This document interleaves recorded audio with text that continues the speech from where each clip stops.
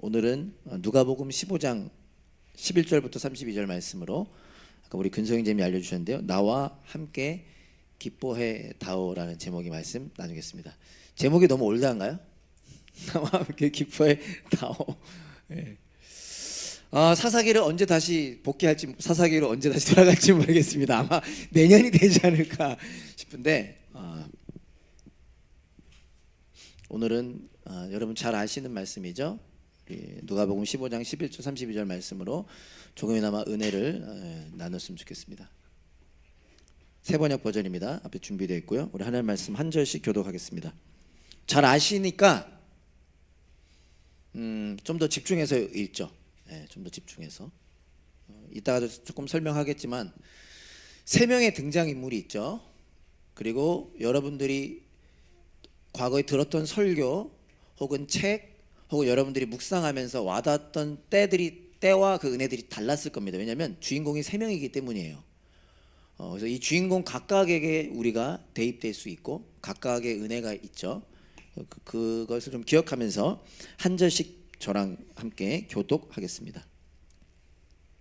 예수께서 말씀하셨다. 어떤 사람에게 아들이 둘 있는데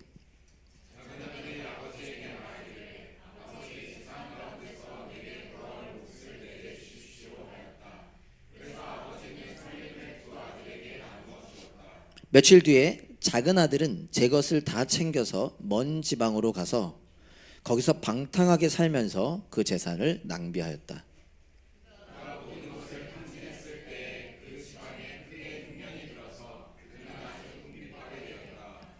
그래서 그는 그 지방의 주민 가운데 한 사람을 찾아가서 몸을 의탁하였다.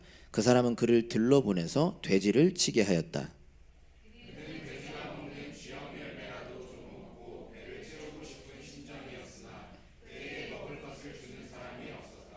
그제서야 그는 제정신이 들어서 이렇게 말하였다. 내 아버지의 그 많은 품꾼들에게는 먹을 것이 남아도는데 나는 여기서 굶어 죽는구나.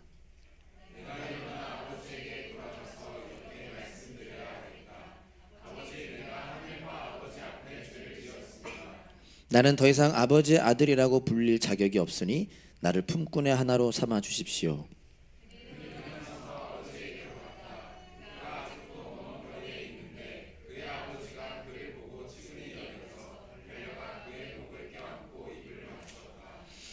아들이 아버지에게 말하였다. 아버지, 내가 하늘과 아버지 앞에 죄를 지었습니다. 이제부터 나는 아버지의 아들이라고 불릴 자격이 없습니다.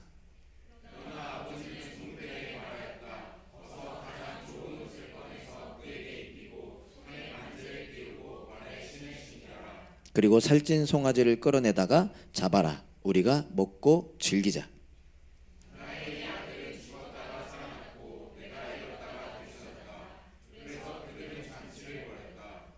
그런데 큰아들이 밭에 있다가 돌아오는데 집에 가까이 이르렀을 때에 음악 소리와 춤추면서 노는 소리를 듣고 종이 그에게 말하였다. 아우님이 집에 돌아왔습니다. 건강한 몸으로 돌아온 것을 반겨서 주인 어른께서 살찐 송아지를 잡으셨습니다.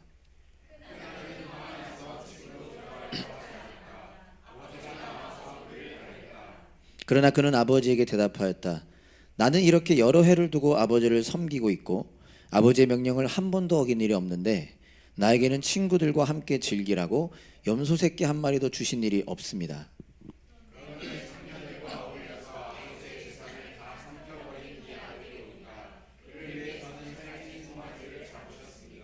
아버지가 그에게 말하였다. 얘야, 너는 늘 나와 함께 있으니 내가 가진 모든 것은 다 내 것이다.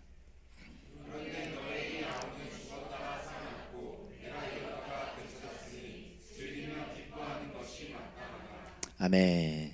쉽죠? 한 번 더 기도하고 말씀 나누겠습니다. 하나님 아버지, 오늘도 말씀을 나눌 수 있어서 감사합니다. 저의 부족함 혹 실수함은 가려주시고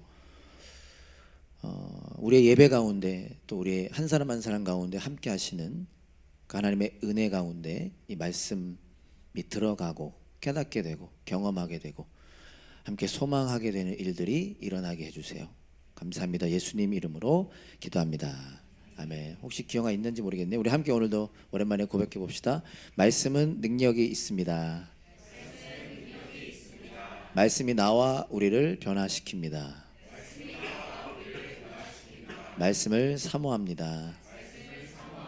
아멘. 지난주 금토일 집회 좋으셨죠? 예, 못 오신 분들도 계시고 한 번만 오신 분도 계시고 한 번만, 그러니까 한 번 오실 수 있었던 분도 계시고, 제가 이렇게 목장 모임도 참석하고 몇몇 분들과 대화하다 보니까 감사했던 게, 어떤 분은 금요일 날 은혜를 받으시고, 어떤 분은 토요일 날 은혜를 받으시고, 어떤 분은 주일 날 은혜를 받으시고, 저같이 셋 날 다 은혜 받는 분도 계시고, 못 오신 분도 계시고, 짧게 얘기하자면 은혜 받으신 분들이 있다면 그 은혜를 좀 기억했으면 좋겠고요. 그 은혜를 우리 다른 분들에게 흘려보내는 우리 담없는 교회가 되면 좋겠고, 그러한 소망함을 가지고 오늘 본문을 좀 준비했는데 생각보다 잘 준비됐는지 모르겠어요. 왜냐하면 원래 이 본문으로 준비하다가 좀 바꾸고 싶었던 마음 때문인데요. 어쨌든 은혜를 좀 사모합니다. 오늘 본문 말씀은 아주 유명한 예수님의 비유 이야기죠. 이거 한 번쯤 다 들어보셨잖아요. 우리 여러분들, 그죠? 비유 이야기라는 거는 뭐냐면 예수님 만들어내신 이야기라는 거예요. 그리고 우리가 흔히 비유하면 생각하는 것처럼 예수님께서 누군가에게 본인의 마음과 본인의 뜻을 알려주고 싶으신데 제대로 잘 조금이나마 효과적으로 알아들을 수 있도록 이 이야기를, 비유 이야기를 만들어내신 것이죠. 어떤 목적이 있냐면 그냥 참고로 이해하시면 되겠습니다. 예수님께서 이 세 가지를 얘기하고 싶으신 겁니다. 첫 번째, 죄란 무엇인가? 두 번째, 구원은 무엇인가? 세 번째, 하나님은 어떤 분이신가를 설명하기 위해서 이 비유 이야기를 말씀하신 겁니다. 여러분들 성경책 혹은 앱으로 보시면 그 위에 뭐라고 혹시 써 있나요? 제목이 있죠. 11절 위에 보면 제목 없나요 혹시? 저도 이렇게 다 찾아보진 못했는데 보통은 되찾은 아들의 비유, 이렇게 제목이 돼 있습니다. 갑자기 기억이 안 나네. 어떤 한 버전만 좀 달랐는데, 이게 세 명이 등장하잖아요. 우리가 흔히 탕자 이야기라고 기억하는데 둘째 아들에게 좀 초점을 맞춘 제목이죠. 집을 나간 작은 아들에게 초점을 맞췄을 때 탕자 이야기라고 보통 표현하고, 여기 물론 큰 아들도 포함이 되지만 큰 아들에게 좀 더 집중한다면 탕형 이야기, 이렇게 좀 처음 들어보실 수도 있겠지만 탕형 이야기, 물론 형도 탕자긴 합니다. 잠이 확 깨나요? 탕형 이야기. 이 친구는 동생을 반기지 않은 아들의 이야기죠. 이미 우리 다 아는 이야기니까 은혜를 그래서 오늘 더 사모해야 되죠. 세 번째는 탕부 이야기. 이게 팀 켈러 목사님의 책 때문에 되게 영향력 있게 된 표현인데, 사실 우리들은 아들들에게만 집중했던 시절이 있었다고 한다면 그 팀 켈러 목사님을 통해서 The Prodigal God이라는 책의 제목을 통해 두 아들을 기다리는 아버지에게 초점을 맞춘 이야기로 우리는 볼 수도 있겠습니다. 여러분은 혹시 여기 큰 아들 손 들어 주시겠어요? 큰 아들 없어요? 저처럼 훌륭한 큰 아들. 그다음에 둘째 아들 있나요? 둘째 혹은 둘째 딸. 둘째 딸. 딸을 내가 안 했구나. 예. 각자에게 좀 뭐 감정이입이 되실지는 모르겠습니다. 세 명의 등장 인물에 대해서 제가 간단히 좀 여러분들과 살펴보고자 합니다. 이미 아실 수 있겠지만 모르던 부분도 있을 수 있으니까 한번 좀 해보시죠. 첫 번째는 작은 아들을 우리가 간단히 살펴봅시다. 둘째, 작은 아들. 딸들도 작은 딸, 둘째 딸. 작은 아들은요, 아버지께 자신에게 돌아올 재산의 몫을 달라고 하죠. 쉽게 말하면 유산을, 자기의 몫의 유산을 좀 미리 달라고 이야기합니다. 들어보셨을 건데 이 모습은 사실 그 당시 시대 상황을 안다면 아주 충격적인 장면입니다. 많은 주석과 그 당시의 역사책들을 통해서도 우리가 이제 이것을 이해할 수 있는데, 당시 고대 근동 사회에서는 아버지가 죽기 전까지 재산을 상속하지 않았기 때문이에요. 그러니까 재산을 언제 주냐면 반드시 아버지가 죽은 다음에 물려받는 게 유산이고, 말 그대로 유산이고 재산인 거라는 거예요. 그러니까 그 시대적 상황을 고려해서 이 둘째 아들의 모습을 우리가 해석한다면 마치 이런 겁니다. 즉 작은 아들은요, 지금 아버지에게 자신의 재산을 달라고 하는 이 모습은 마치 이런 것과 같은 거예요. 아버지, 나는 당신이 필요 없습니다. 당신이 좀 너무 강한 표현이지만 이해해 주십시오. 당신이 죽었으면 좋겠습니다. 나는 당신 말고 당신의 돈이 좋습니다. 돈이 필요합니다. 얼른 나의 몫을 주세요. 라고 얘기하고 있는 거예요. 과장이 아니라요. 실제 그 당시에서는 이렇게 해석을 합니다. 놀라운 건 아버지가 재산을 주죠. 작은 아들은 먼 지방으로 갑니다. 보니까 추측할 수 있는데 돼지에 대한 이야기가 나오는 걸 보니까 이스라엘 사람들이 경멸했던 이방인들이 사는 곳이었던 것 같아요. 정확히 나와 있지는 않지만 거기서 문제는 뭐죠? 방탕하게 삽니다. 여기서 탕이라는 단어를 여기서 쓰죠. 방탕하게 삽니다. 그리고 아버지에게 물려받은 그 모든 재산을 낭비합니다. 오늘 함께 읽은 30절을 보면 이 둘째 아들은 성적으로도 문란했던 것 같아요. 형이 이렇게 표현하죠. 그런데 창녀들과 어울려 아버지의 재산을 다 삼켜버린 이 아들, 그는 성적으로도 문란했던 것 같습니다. 그러니까 우리가 어떻게 생각할 수 있냐면 이 둘째 아들은 저와 여러분들의 시각으로, 우리가 아니더라도요, 일반적으로 생각하는 죄인이죠. 일반적인 죄의 모습을 우리에게 보여주고 있습니다. 모든 것을 탕진하고 아주 궁핍하고 비참하게 되었을 때 이스라엘 사람으로서, 아마 비유 이야기였으니까 그렇겠죠. 그 대상이 종교 지도자들이었으니까 돼지를 치는 수준까지 갔다라고 하는 건 가장 끝까지 갔다라는 얘기예요. 돼지를 먹지도 않고 돼지 가까이도 안 가는데 돼지를 치는 일을 대하게 하겠다. 그리고 그 열매라도 먹어야 되겠다. 그만큼 비참하게 되었을 때 그는 아버지를 기억하게 되죠. 나는 아들이 될 자격이 없으니까 아버지에게 품꾼이라도 해달라고 해야 되겠다라고 마음을 먹고 아버지에게로 돌아갑니다. 이게 둘째 아들이죠. 여기 있는 여러분들, 우리는 다 이 둘째 아들의 시절이 있었습니다. 맞나요? 우리가 하나님 밖에서 살고 있다가 하나님께로 돌아온 다 시점들이 있죠.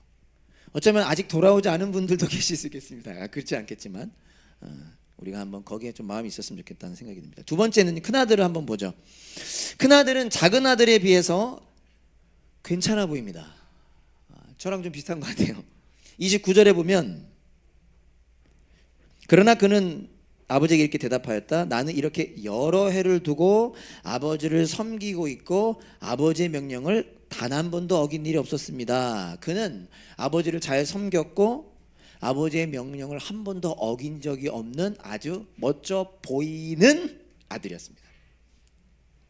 그런데 이상하죠? 뭐가 이상하죠? 우리는 너무 이 이야기를 알고 있기 때문에 바로 마음은 이어질 때 저는 참 이분이 마음이 아팠습니다. 어느 날 동생이 집을 나갔고 또 한참이 지나 그 집을 나가 생사를 알 수 없었던 동생이 돌아왔습니다. 그는 죽다 살아왔는데, 그럼 보통 일반적인 형이라면 어떻게 반응해야 되죠?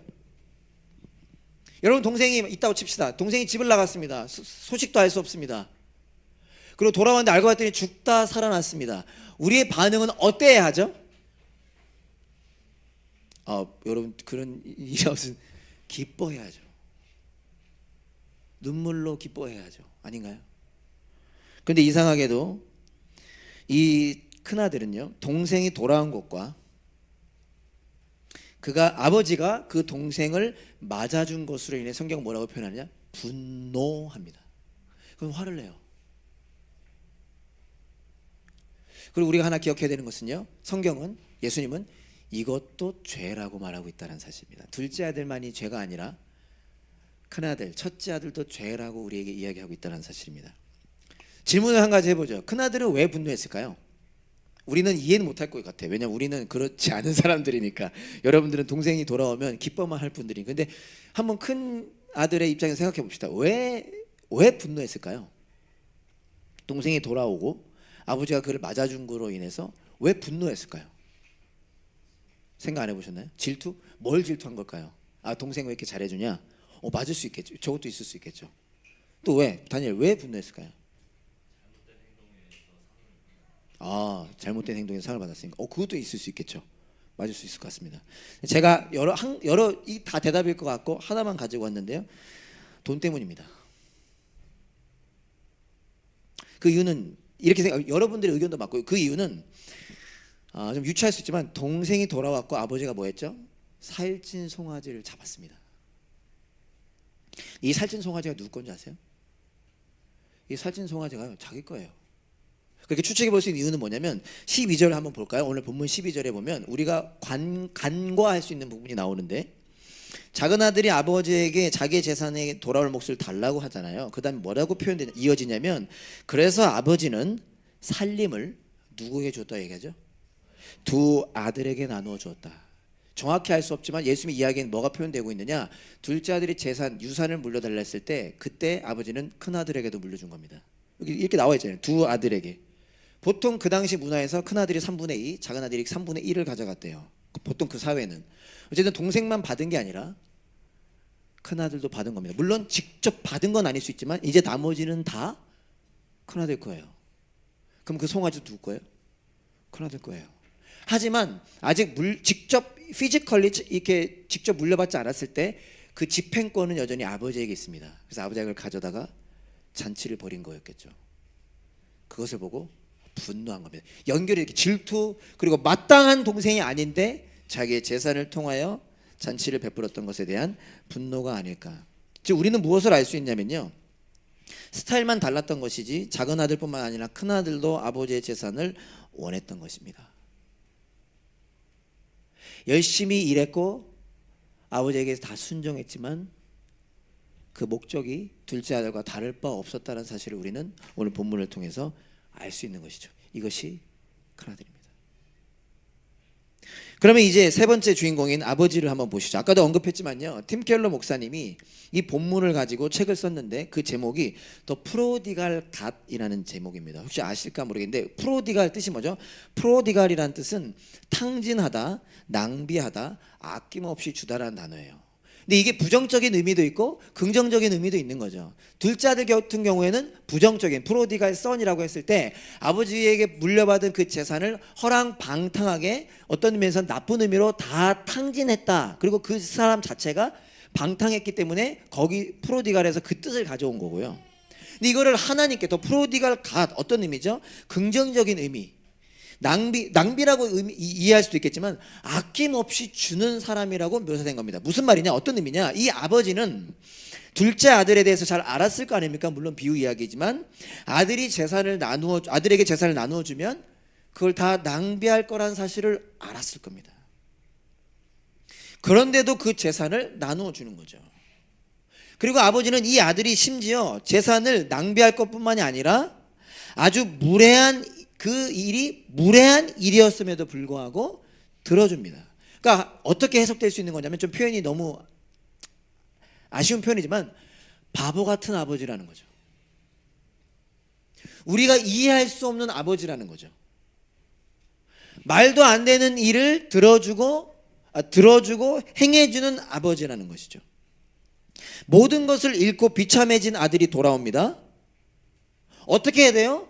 당장 혼나야 되는 거죠. 징계받아야 되는 거죠. 그런데 아버지는 이 아들이 돌아오는 것을 보고 달려갑니다. 이 표현이 재밌는 표현이죠. 당시 고대 근동사회에서 아버지들은, 특히 남자들은 절대로 안 달립니다. 아무리 급해도 걸어갑니다. 제 주위에도 그런 사람이 있습니다. 어떤 급한 일이 있어도, 아무리 늦었어도, 버스가 지나가는 한이 있어도 걸어가는 분들이 계시죠. 양반이 채통이 있지, 그죠? 안 돼. 그 당시 고대 근동사회에서 안 달려가요. 그러니까 삭개오도 신기했던 거예요. 그가 달려가지 않거든요, 원래. 근데 아버지는 달려갑니다. 그리고 어떻게 하죠? 목을 껴안고 입을 맞추고 가장 좋은 옷을 가지고 와라, 반지를 가지고 와라, 옷을 입히고 반지를 끼우고 신발을 신깁니다. 그러니까 딱 보면 첫 독자들, 그 얘기를 듣고 있는 이스라엘 사람들은 아는 거예요. 있을 수 없는 일이 일어나고 있다는 거예요. 그 당시 아버지들이 행동하지 않는 행동이 일어나고 있다는 겁니다. 그리고 그것은 곧 어떤 의미죠? 그만큼 이 아버지는 기뻐하고 있다는 것을 우리에게 보여주고 있다는 사실입니다. 오늘 본문 24절을 보면요, 아버지가 돌아온 둘째 아들을 향해 이런 말을 합니다. 제가 예전에 한번 여러분들과 나눴던 것 같은데 24절에 보면 나의 이 아들은 죽었다가 살아났고 내가 잃었다가 되찾았다. 그래서 그들은 잔치를 벌였다. 여러분, 엄밀히 말한다면 이 아들은 잃었다가 되찾은 건 맞지만 죽었다가 살아난 건 아니잖아요. 물론 생사를 알 수 없으니까 죽었다라고 생각할 수도 있지만 엄밀히 말한다면 죽었다가 살아난 건 아니잖아요. 근데 왜 이렇게 표현했을까요?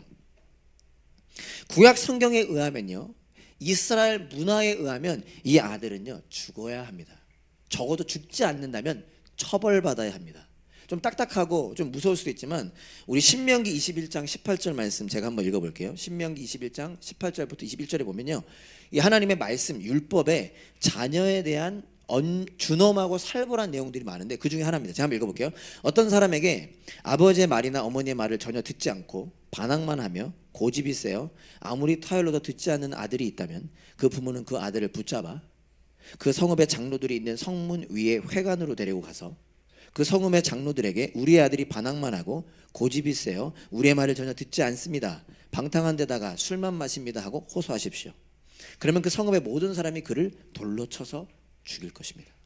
이렇게 하여 당신들 가운데 악을 뿌리 뽑아야 합니다. 그래야만 온 이스라엘이 그 일을 듣고 두려워할 것입니다. 너무 무서운 말씀이죠. 근데 율법에 이런 말씀이 많습니다. 딱 누구 이야기예요? 딱 둘째 아들 이야기예요. 아버지 죽었으면 좋겠습니다. 재산 주십시오. 나가서 허랑 방탕하게, 그것도 이방 나라에 가서 창녀들과 뒹굴다가 모든 것을 탕진하고 돌아왔습니다. 그럼 어떤 책들에는 어떤 표현이 되냐면 그 아들이 만약 돌아오지도 않아요. 보통 돌아온다라고 했을 때 그 마을 사람들이 회관에서 기다리고 있다가요, 캐자자라고 하는 의식이 있다고 하는데 이 아들을 처벌하는 거예요. 왜? 그런 이유가 뭐냐면 이 율법의 말씀들에 근거하여 그들의 생각, 어떤 생각이냐면 이것은 이 집만의 문제가 아니야. 이 아들이 이 집의 둘째 아들이 우리 마을, 우리 동네의 법과 채통을 어겼다라고 생각합니다. 그래서 처벌하는 거예요. 적어도 이 아들은 처벌을 받거나 아니면 마을에 다시 들어올 수가 없습니다. 그리고 어쩌면 처음 예수님의 이 비유 이야기를 들었던 이스라엘 사람들은 들으면서 아, 이 아들이 돌아가는구나, 돌아가면 그 다음에 이런 일이 일어날 거라고 예상하고 있었을 겁니다. 근데 이 이야기에 놀라운 반전이 일어나는 거예요. 아들이 돌아왔습니다. 마을 사람들이 성문에서 소식을 듣고 와서 그 아들을 돌로 치는 처벌의 장면이 아니라 아버지가 아들을 향해 달려갑니다. 그래서 우리는 정확하지 않지만 추측할 수 있죠. 아버지가 왜 달려갔는지요. 아버지가 왜 달려갔을까요? 마을 사람들이 오기 전에, 이 아들이 처벌받기 전에 본인이 그 문제를 해결하기 위해서 달려간 것이죠. 아버지가 달려갑니다. 그리고 그의 목을 껴안고 입을 맞추고 옷을 입히고 반지를 낍니다. 뭘 선포하는 거죠? 이 아들은 여전히 나의 아들입니다. 내 안에서 해결됐습니다. 모든 것 내가 용서했습니다. 이 아들을 처벌하지 말아 주십시오. 아버지가요, 아들에게 일어날 일을 미리 막은 것입니다. 어떻게 막을 수 있었냐라고 논리적으로 물어본다면 아버지가 아들에게 일어날 일을 본인이 대신 짊어진 것이죠. 그것이 예수님의 십자가 사건에서 드러나고 있다는 것입니다. 결국 무엇을 말씀하고 계신 걸까요? 여러분, 한 가지 좀 알려드리면 12절에 보면요, 작은 아들이 아버지에게 자기에게 돌아올 몫을 달라고 하잖아요. 그런 다음에 이렇게 표현이 됐었습니다. 그래서 아버지는 두 아들에게 나눠주는데 뭐를 나눠줬다라고 표현하고 있어요? 이 12절에서는요 재산이라고 하지 않고 살림을 나눠줬다라고 표현합니다. 그리고 이 살림이라고 하는 단어가 헬라어 말로 디오스라는 단어가 쓰여졌는데 생명이라는 뜻입니다. 어떻게 쓸 수 있는 거죠? 사실 그 당시에 땅은, 유산은 곧 땅이었어요. 그래서 어떤 학자들은 뭐라고까지 표현하냐면 좀 시간이 걸렸을 것이다. 둘째 아들이 유산 달라고 했을 때 아버지는 고민하다가 유산을 줄 것으로 결정하고 어떻게 했냐? 그 땅을 파는 거예요. 이스라엘 사람들에게 있어서 가장 중요한 땅을요. 우리의 땅과 좀 다르지. 우리도 땅 갖고 싶어 하지만 그걸 파는 거예요. 근데 그 땅은 곧 자기 존재였습니다. 생명이었습니다. 특별히 하나님 안에서도요. 우린 뭘 유추해 볼 수 있냐? 아버지는 그냥 재산을 나눠준 게 아니라 자기 생명을 나눠준 거죠. 그 우리는 이 모습을 어디서 볼 수 있는 거죠? 예수님의 십자가 사건에서 우리는 알 수 있다는 사실입니다. 우리에게 무엇을 말씀하시느냐? 하나님께서 그 집 나간 둘째 아들, 사실 첫째 아들도 마찬가지죠. 하나님을 떠난 죄인들에게 하나님의 사랑을 베푸시는 아버지가 되어 주신다라고 말씀하고 계신 것이죠. 그리고 그 일을 위하여 예수님께서 이 둘째 아들이 당했어야 되는 처벌을 대신 당하기 위하여 이 땅에 오셔서 십자가에서 죽으심으로 저와 여러분들이 하나님의 자녀가 되게 하는 은혜를 누리게 하셨다라는 사실입니다. 사랑하는 여러분, 오늘 우리가 기억하고 싶은 것 중에 하나는 뭐냐면요, 오늘 제가 1, 2, 3로 안 하니까 혹시 요약하는 분들 힘들 수 있겠지만은 우리가 기억하고 싶은 건요, 우리가 이 사랑을 받은 사람들이라는 사실을 기억하고 싶은 것입니다. 특별히 지난주 컨퍼런스 너무 은혜를 받은 시점에서요. 우리가 다 둘째 아들이었어요. 우리가 다 집을 나간 아들이었습니다. 여러분들이 주님을 만나는 순간 우리는 깨닫죠. 우리가 예수님을 죽였다라는 사실을요. 저는 이 둘째 아들처럼 아버지가 필요 없습니다 말한 적 없는데, 아니요, 우리 다 그렇게 살았잖아요.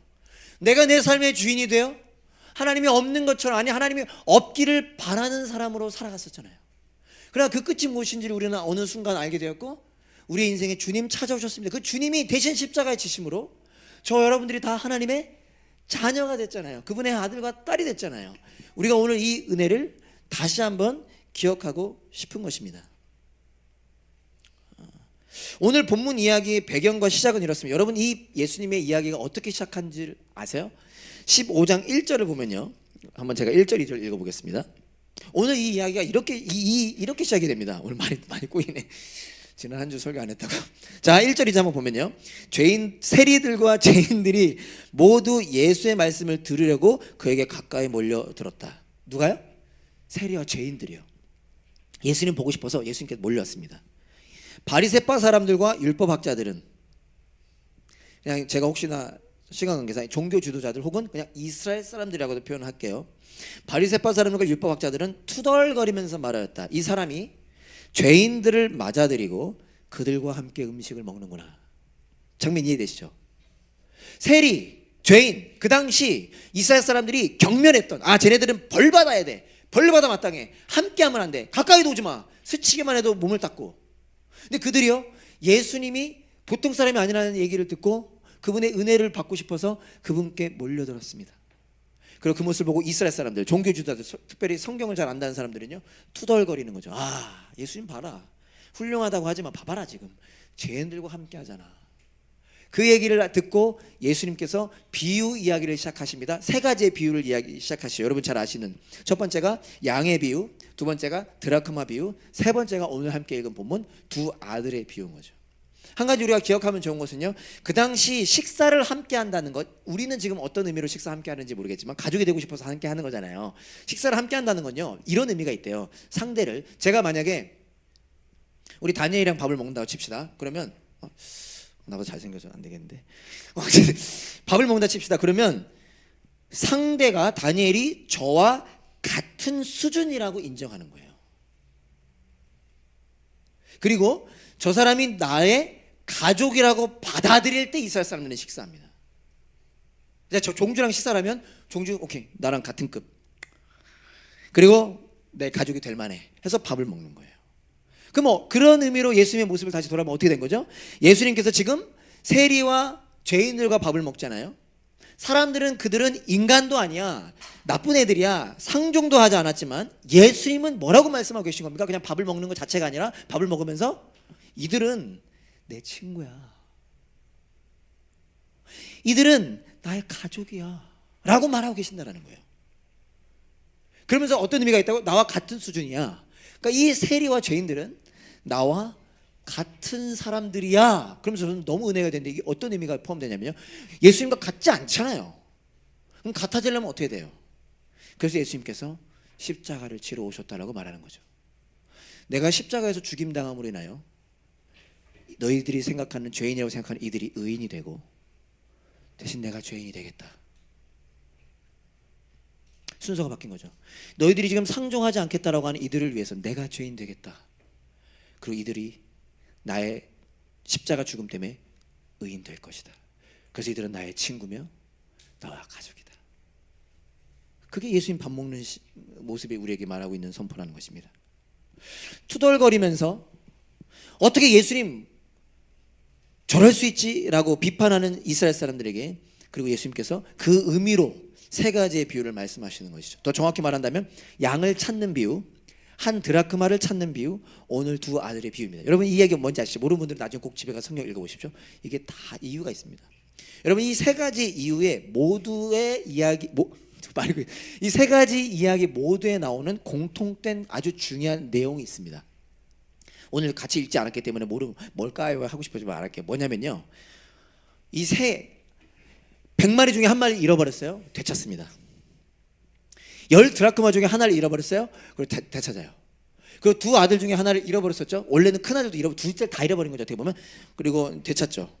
어떤 중요한 공통된 내용이 나오냐면요, 이 주인이라는 사람, 주인 혹은 아버지가 기뻐한다라는 사실입니다. 기뻐해요. 잃어버린 양 한 마리 찾고요, 기뻐합니다. 한 드라크마를 찾고 기뻐해요. 한 아들을 찾고 기뻐합니다. 잃어버린 것을 찾았을 때, 잃어버린 영혼이 돌아왔을 때 기뻐하고요. 기뻐함의 결과냐 이어짐이 뭐냐면 잔치를 벌여요. 이해 안 되지. 한 마리 잃었다 찾으면 잔치를 해. 드라크마 하나 잃었다가 그 드라크마 돈 더 많이 나오죠. 잔치를 해. 그만큼 기뻤다는 거. 제가 하나만 읽어드릴게요. 누가복음 15장 5절에 보면, 제가 한번 읽어드릴게요. 찾으면, 이게 양에 대한 얘기입니다. 기뻐하며 자기 어깨에 메고 집으로 돌아와서 벗과 이웃사람을 불러 모으고 나와 함께 기뻐해 주십시오. 제가 제목을 여기서 가져왔습니다. 잃어버렸던 내 양을 찾았습니다. 그리고 아마 잔치했을 거예요. 드라크마도 마찬가지. 제가 그냥 읽어드릴게요. 드라크마를 찾으면 벗과 이웃사람을 불러 모으고 말하기를 나와 함께 기뻐해 주십시오. 내가 기쁩니다. 여러분들도 저 때문에 슬프지 않았습니까? 이제 함께 기뻐합시다. 잃었던 드라크마를 찾았습니다. 그리고 잔치했겠죠. 친구들 불러 모아서 기뻐해 달란다면 그냥 가라고 하진 않았을 거 아니에요. 커피라도 한 잔 줬겠지. 자, 그런데 이미 아시겠지만 첫 번째, 두 번째 이야기에는 없는 내용이 세 번째 이야기에 등장합니다. 그 기쁨의 잔치 속에 기뻐하지 않는 사람 한 명이 있다는 사실이죠. 이웃과 벗들은 다 기뻐했을 거예요. 그런데 오늘 세 번째 이야기에는 기뻐하지 않는 사람이 등장합니다. 바로 첫째 아들, 큰 아들입니다. 하나도 안 큰 것 같아. 작은 아들인 것 같아. 그는 기뻐하지 않고요, 잔치에 참여하지도 않습니다. 이건 예수님 만들어내신 이야기라고 했죠. 이 큰 아들을 누구라고 말하고 계신 겁니까? 바로 예수님이 재리와 세인들과 밥을 먹을 때 투덜거렸던 그 율법 학자들과 바리새파 사람들이 너희들이 이 큰 아들인 것 같구나라고 얘기하고 계신 것입니다. 질문해보고 싶었습니다. 여러분, 그들은 왜 기뻐하지 않았을까요? 예수님이 죄인과 세리들과 밥 먹는 모습을 보고 왜 기뻐하지 않았을까요? 그들은 왜 예수님의 모임에 참여하지 않았을까요? 왜 그랬을까요? 좀 죄송하지만 여러분, 겸허히 들어주십시오. 이게 저의 이야기라는 생각이 들었습니다. 그리고 어쩌면 우리 교회 너무 멋지고 아름다운, 멜번의 최고는 아닐지 모르지만 예수님이 주인 되시는 아름다운 교회라고 생각하는, 그럼에도 불구하고 우리 교회의 모습일 수도 있겠다라는 생각이 들었으면 언제요? 컨퍼런스 은혜를 받은 다음에요. 저의 마음이. 그래서 한번 고민해보고 싶었습니다. 첫째 아들은 왜 기뻐하지 않았을까요? 왜 바리새파 사람들과 율법학자들은 기뻐하지 않았을까? 여러 이유로 얘기할 수 있을 텐데요. 우리가 하나 기억하고 싶은 건요, 이 바리새파 사람들, 율법학자들은 자신들이 이 세리 죄인과 똑같은 죄인이라는 사실을 몰랐기 때문입니다. 반대로 얘기하면 저들은 죄인이고 나는 괜찮은 사람이라고 생각했기 때문에 기뻐하지 않고 못마땅하게 여기는 거예요. 근데 자신도 죄인이라는 사실을 알았다면 어땠을까요? 기뻐했겠죠. 이거보다 기쁜 일이 없죠. 나 같은 사람을 주님이 받아주신다니, 나 같은 사람을 친구라 가족이라고 불러주신다니, 이거보다 기쁜 일이 없잖아요. 그들은 죄인의 결국이 무엇인지, 그리고 예수님께서 그 죄인에게 찾아오신 것이 어떤 의미인지, 그리고 죄인들을 위해 어떤 일을 행하실 것이며, 그것이 결국 십자가죠.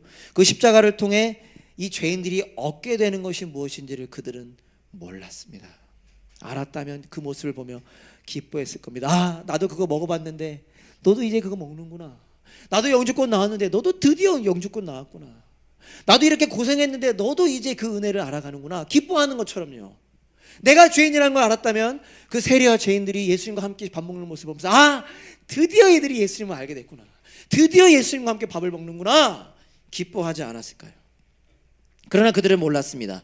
예수님을 보며 이해하지 못했고 못마땅해 한 것이죠. 큰아들처럼요.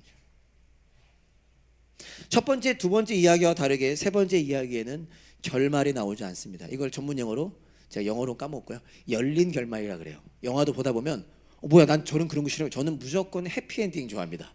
근데 열린 결말 너무 슬퍼. 아직까지도 그 타이타닉 못 보겠어. 이제는 그 밑으로 막 내려가잖아. 물론 그거는 이미 죽은 걸로 끝이 나긴 하지만은 열린 결말, 이 첫째 아들이 어떻게 될지에 대해서 언급 안 하시죠. 만들어내는 이야기니까. 즉 예수님께서는 지금 일부러 열린 결말로 해주신 거예요. 첫 번째, 두 번째는 결말을 지어주시고, 세 번째는요 이런 거죠. 바리새파 사람들과 율법학자들에게 그 결과를 맡기시는 겁니다. 자, 이 첫째 아들이 너희들인데 이제 너희들은 어떻게 살래? 이 뜻이에요. 너희들은 어떻게 행동할래? 계속 내가 만들어낸 이야기의 첫째 아들처럼 계속 투덜거리고 있을래? 잔치에 안 들어올래? 아니면 잔치에 들어올래? 제가 여기서 제목을 만든 거면 좀 유치할지 몰라도 나와 함께 기뻐해다오. 제가 이 말씀을 묵상하면서 늘 목사에게는 이런 부담감이 있죠. 그러나 요즘 저는 많이 없앴습니다. 여러분들이 너무 사랑하기 때문이기도 하고, 이렇게 너무 잘 알려진 본문으로 설교하는 건 때론 쉽지 않을 때가 있습니다. 근데 계속 묵상을 하는데 예수님께서 왜 이렇게 오픈 결말을 하셨을까? 저의 생각은 이런 생각이 들었습니다. 이게 예수님이 그들에게 질문을 하시는 건데, 이 예수님 만드신 이 이야기에 이스라엘 사람들을 향한 예수님의 기대가 담겨 있는 것은 아닐까라는 생각이 들었어요. 왜냐면 저랑 오버랩이 됐으니까. 기대 안 하시면 슬프잖아요. 저를 기대하시면 좋겠잖아요. 예수님께서 이렇게 말씀하시는 것처럼 느껴졌습니다. 저에게요. 그리고 오늘날 큰아들과 같은 사람들에게요. 너희들은, 그러니까 저처럼 그냥 꾸짖기만 하는 게 아니라요, 너희들은 이렇게 살아갈 자들이 아니다. 그러니까 투덜거리며 살아갈 자들이 아니다. 너희들은 동생이 돌아오는 것을 기대하고 기뻐해야 할 자들이다. 내가 그렇게 만들 것이다. 주님은 이스라엘을 포기하지 않으시죠. 오늘날의 교회를 포기하지 않으십니다. 그러니까 질책만 하시는 것이 아니라, 때론 질책도 필요하지만 그 안에 기대와 소망이 담겨 있는 거죠. 내가 너로 하여금 돌아올 둘째 아들을 위해 기다리고 애쓰고, 그리고 돌아올 때 기뻐하는 사람으로 만들어낼 것이다. 그리고 제목을 이렇게 제가 딴 거죠. 나와 함께 기뻐하다. 여러분, 주님과 함께 기뻐하는 우리 담원교회 되지 않으시겠습니까? 네. 자, 말씀을 마치겠습니다. 아까도 나왔지만 제가 이제 한동안은 집회 얘기 하지 않습니까? 이제 제가 너무 은혜를 받아가지고, 네. 하반기 컨퍼런스에 깊은 은혜가 있었습니다. 제게 다가온 여러 은혜가 있었거든요. 강사님들의 공통점이 뭐였냐면, 제가 정리를 쭉 했어요. 필기도 하고 그러다가 기도하다가 딱 뭐 뻔할 수도 있지만 이 세 분의 공통점이 뭐였냐면, 제가 내린 공통점이 한 8가지가 있어요. 그 중에 하나가 뭐냐면 바로 사랑이었습니다. 사랑. 이들이요, 한 사람을 사랑하는 삶을 사시더라고요. 근데 그 삶이 어떻게 가능했을지를 봤더니 설교 시간을 통해서만도 깨달을 수 있었죠. 그들이 처음부터 하나님 한 사람을 사랑한 게 아니라 실패와 좌절 속에 예수님이 나를 여전히 사랑하시는구나를 깨달았을 때 한 사람을 사랑하는 삶의 시작을 하셨더라고요. 그러니까 요약하자면 이렇게 될 수 있습니다. 여러분들도 좀 생각나실까요? 첫 번째 설교가 예루살렘을 떠나지 말자, 각자 부르신 곳에서 일상을 살아내자라는 거였잖아요. 그게 가능한 이유는요, 예수님 사랑 때문에 예루살렘을 떠나지 않을 수 있었던 거예요. 두 번째 설교에 돌문을 하나 옮기자. 처음에 못 옮기지. 어떻게 옮겨요? 예수님의 사랑 때문에, 그분이 나를 사랑하시는 걸 깨달았을 때 돌문을 옮길 수 있는 거죠. 세 번째, 어떻게 그렇게 공동체 생활을 합니까? 예수님의 사랑 때문에 함께 살아갈 수 있는 거죠. 그래서 결론 내렸습니다. 사랑을 받으면 사랑하게 되는구나. 기뻐하면 사랑하게 되는구나. 지금도 우리에게 은혜를 부어주시니까 그 은혜를 갈망하고 의지할 때, 어느 날 그 은혜를 내가 더 깊이 누릴 때 우리도 이렇게 사랑하며 집 나간 둘째 아들을 기다리고 돌아올 때 반기는 삶을 살아갈 수 있는 거구나라고 저는 결론 내렸습니다. 여러분도 지금 은혜 받으신 분들 특별히 고민하고 계시지 않으신가요? 여러분들이 받은 은혜와 나의 일상과 지금 나의 모습사의 간극 속에서 혹시 고민하고 계시진 않으신가요? 우리가 오늘 이 시간 은혜를 기억하면서 우리 자신을 점검해 보기를 원합니다.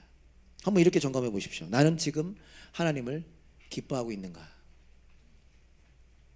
만약에 여러분들이 기뻐하지 못하고 계신다면 무엇 때문에 어디서부터 이 기쁨을 잃어버렸을지를 한번 점검해 보십시오. 그리고 우리의 목회팀에게도 도움을 요청하십시오. 목장에서도 마찬가지고. 여러분이 지금 하나님을 기뻐하고 계신다면 내가 우리 공동체를 위해 무엇을 할 수 있을까 한번 고민해 보시면 좋겠습니다. 오해하지 말아 주시고요. 제가 제 아들 얘기 하나 하고 우리 같이 찬양하는 시간 가질 텐데요. 제 아들은 지극히 평범한 아들입니다. 오해하지 마십시오. 어느 한 이야기만 따온 겁니다. 별건 아니지만요. 이 아들은 참 말 안 듣고 저를 닮았기 때문이죠. 근데 이제 아내가 한 5일 정도 한국 갔잖아요. 생각보다 제가 잘했습니다. 제가 생각보다 잘했어요. 그리고 제가 결단했어. 지금 제가 아내가 없기 때문에 절대로 혼내지 않겠습니다. 근데 그게 마지막 날 깨졌어. 좀 참 창피하더라고요. 눈물로 제가 회개했어요. 반성했어요. 회개라기보다 반성했는데 어쨌든 근데 이제 제가 꼭 해서는 안 되는 모습이 있는데 해서 주엘이가 그게 적발이 됐어요. 아는 척 하지 않으시겠지만 하지 마세요. 애들 크면 이제 애들 얘기 못합니다. 참고로 제 애는 4살 3살입니다. 근데 3살짜리 둘째가 해서는 안 되는 행동을 했어요. 뭐 별건 아니지만 했어. 고민하다가 제가 혼냈어요. 근데 제가 이렇게 조심해야 되는데 화가 나면 무섭거든요. 애들의 눈에는. 한 번도 혼낸 적이 없어요. 매를 댄 적도 없고 혼낸 적이 없는데 이게 한 번 이렇게 좀 혼내야 되겠다. 근데 주한이가 긴장하기 시작하는 거예요. 지 동생이 혼나니까. 주한아 너는 나가 있어. 안 나가. 그러니까 혹시 주일학교 선생님들 도움을 주면 주엘이는 좀 다른 아이예요. 말하고 싶은데 긴장하면 말을 못해요. 근데 저도 그걸 알지만 그날은 대답을 좀 드려야 되겠더라고. 이거 주엘이가 했지 대답을 안 해. 주엘아 대답 안 하면 혼나. 대답하면 용서해주고. 주엘이가 했지 대답을 안 해. 원래는 대답 못해요. 나중에 긴장되면 기다려 못하거든요. 근데 주한이가 옆에서 주엘아 대답해. 주엘아 대답해. 내 눈치 보면서. 제 눈치 제가 이제 화나면 이게 얼굴이 좀 바뀌니까 사람이 그 모습 보니 짠한 거야. 자식 왜 이러는 거야? 나가. 근데 저 지금도 또 슬퍼지려고 그래. 제가 좀 실수해요. 근데 또 주엘이에게 제가 주엘아 대답해. 그랬더니 주엘이가 이렇게 했어요. 대답을 한 게 아니야. 주한이가 뭐라냐면 용기를 내서 아빠 대답했어. 응이라고 했잖아.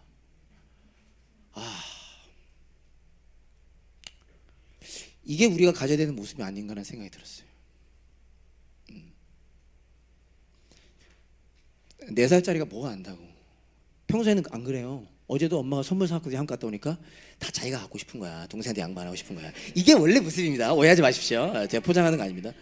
근데 얘가 위기의 상황 속에 동생을 보호해야 되겠는 거야. 조심스럽지만 저는 어떤 생각이 들었냐면요. 이게 하나님의 디자인이구나. 원래는요 큰아들이요 작은아들 돌아올 때 기뻐해야 합니다. 근데 우리가 무너진 거죠. 제가 무너진 거죠. 저희 교회 안에는 수많은 둘째 아들들이 있습니다. 그들이 둘째 아들인지 모르죠. 감사한 일이지. 여러분 주위에도 많을 겁니다. 어쩌면 우리가 둘째 아들일 수도 있겠죠. 누군가가 그 둘째 아들 위해 기도하고 안아주기를 주님은 원하십니다. 그래 돌아올 때 기뻐해 주기를 원하시죠. 나와 함께 기뻐해다. 특별히 지난주 우리가 하반기 컨퍼런스 은혜를 받은 만큼 우리가 그 은혜를 나눠야 될 대상이 바로 우리 가까이 있다는 사실을 다시 한번 기억하면서 그분의 은혜를 갈망하는 저 여러분 됐으면 좋겠습니다. 우리 다 같이 일어나서 함께 찬양하시고 기도하시죠.